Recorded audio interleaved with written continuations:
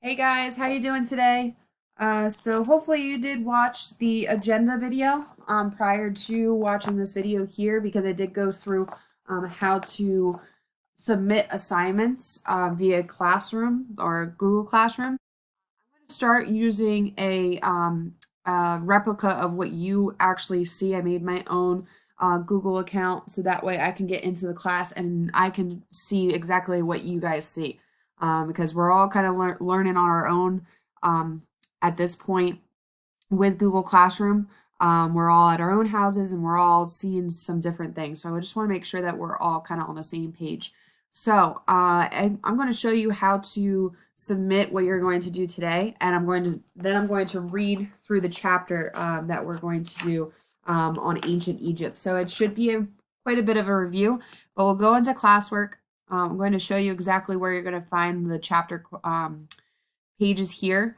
So first of all, these are all the pages that I'm going to be reading from, but I do want to open your checkpoints, okay?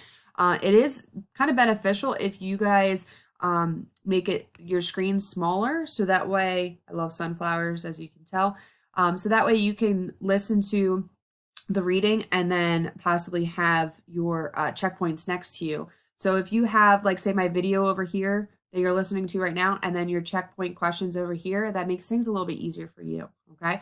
So if we click on view assignment, make sure you click view assignment, all right? That is very, very important because if you don't click view assignment, you're just going to open the document. So click view assignment.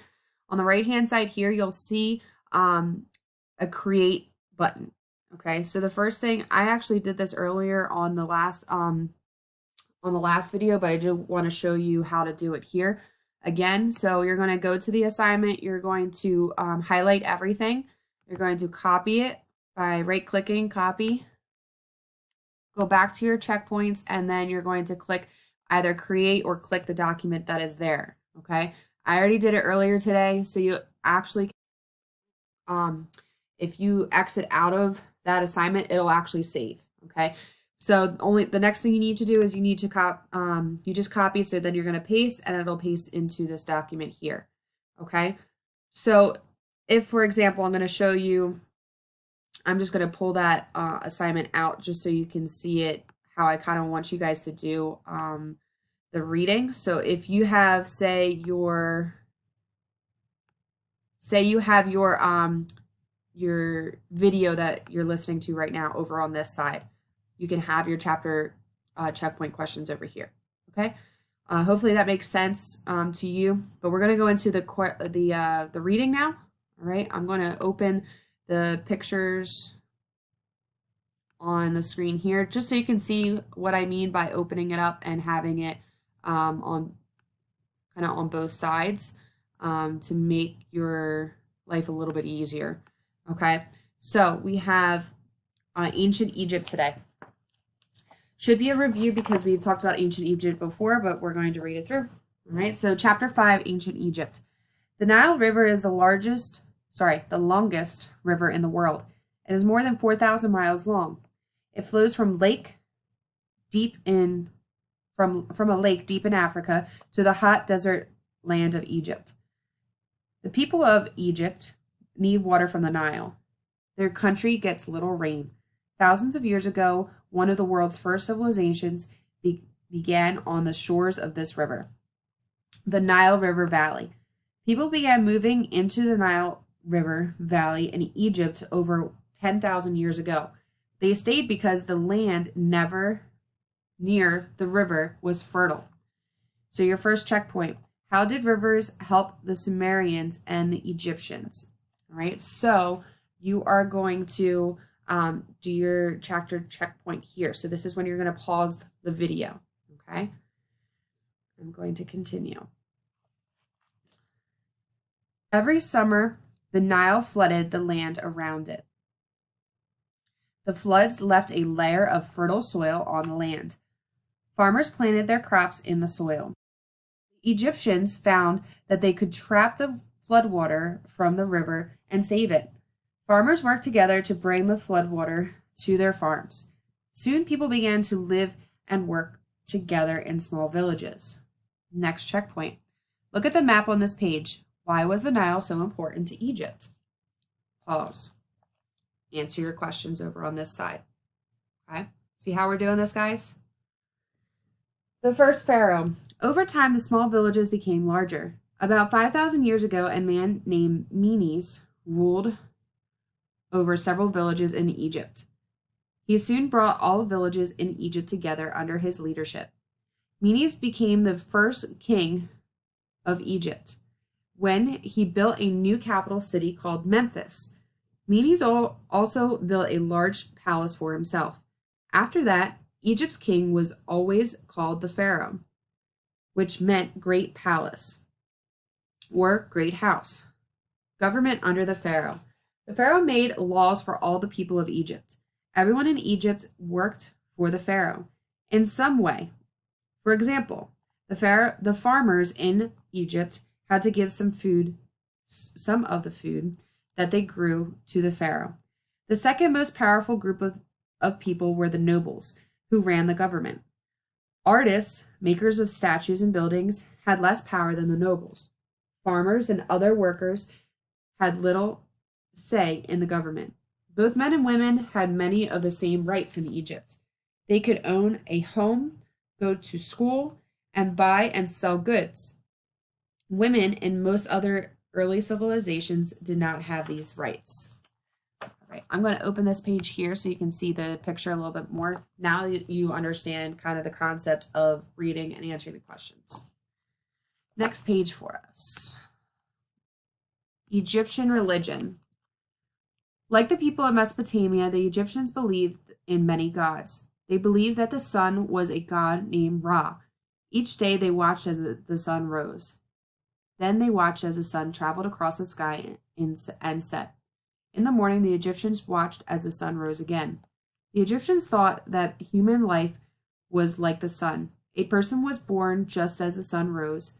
A person died just as the sun set. And just as the sun rose again after it set, the Egyptians believed a person would live again after death. Certain things had to be done, however, to make sure that this would happen. First, the bodies of dead people had to be protected.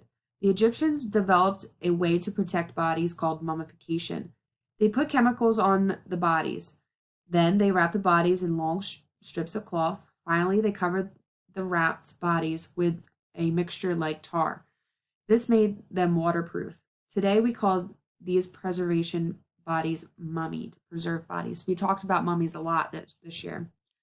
Second, the dead person had to be placed in a tomb. A tomb is a place or a building where the dead are buried. All the things the person might want in the next life were placed near the mummy. Food and water were put in the tomb for the dead person. Games, clothing, and other objects the person might need were also put in the tomb. Wall paintings have been found in some tombs. They show the dead person doing things that he or she enjoyed in life.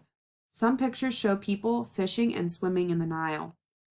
Others show people enjoying food with their friends. We have learned many things about ancient Egyptian life from these paintings. Checkpoint. Why might the Egyptians have wanted to paint pictures from their life on the walls of their tombs? Pause and answer your question.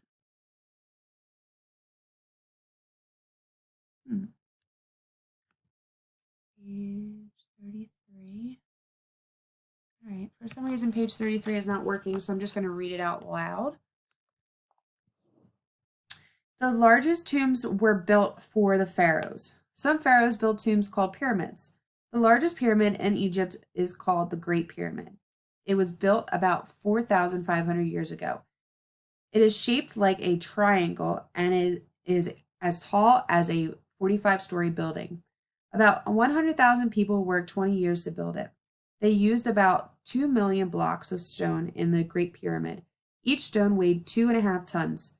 How did the Egyptians build such big buildings without trucks and cranes?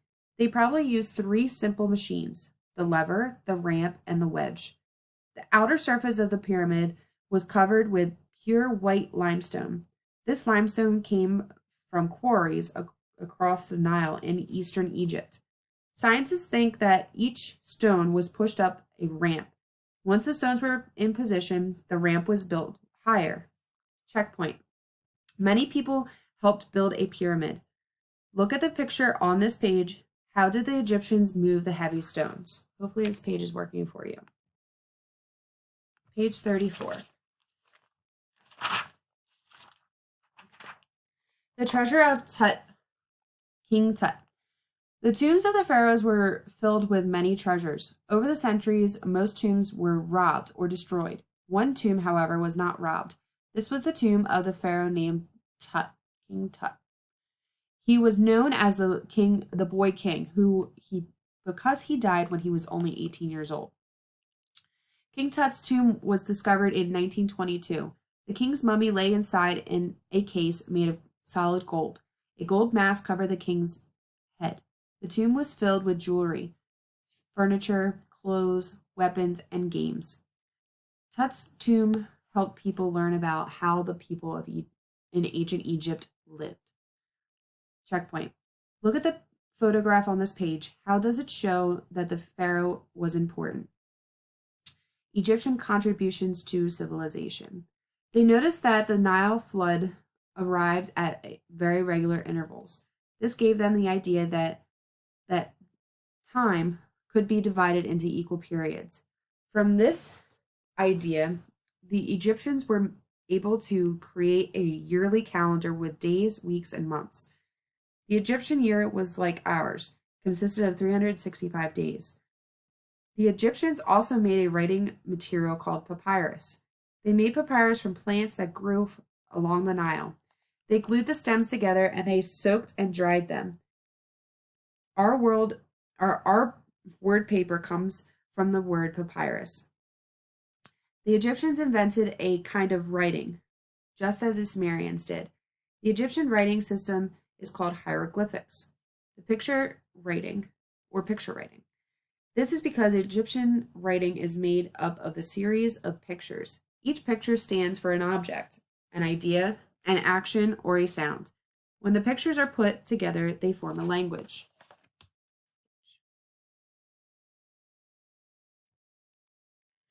You may wonder how people today are able to read hieroglyphics. About 200 years ago, a stone was found half buried in Egypt's desert.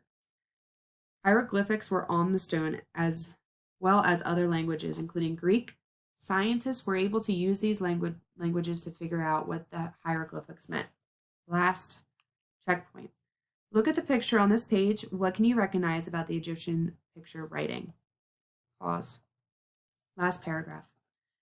The fall of Egypt. For more than 1,000 years, Egypt was a proud and powerful country. The Egyptian people thought that their country would remain powerful forever. However, that did not happen. About 3,000 years ago, Egypt began to grow weak. The pharaohs did not rule the people well. Then a number of floods did not bring enough water for farmers to grow crops. Foreign armies soon began to invade Egypt. In the centuries that followed, Egypt was conquered by people from Mesopotamia. Later, it was conquered by the Greeks, and then by the Romans. You will read about the civilization of ancient Greece and Rome later on in a couple weeks.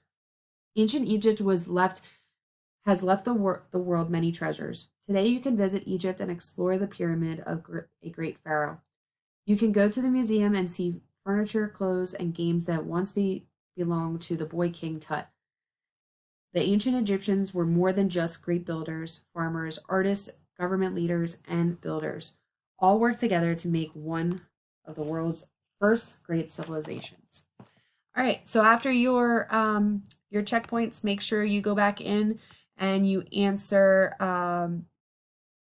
You make sure you do that those questions, and then you go into your assessments, and you answer your chapter checkup for chapter 5. Okay, mine doesn't come up, but if I go to my other screen that shows all of your work, there it is. So if you go down to assessments, it's here, and you can answer those questions there. Okay, hope you guys have a great day. I'll see you guys later.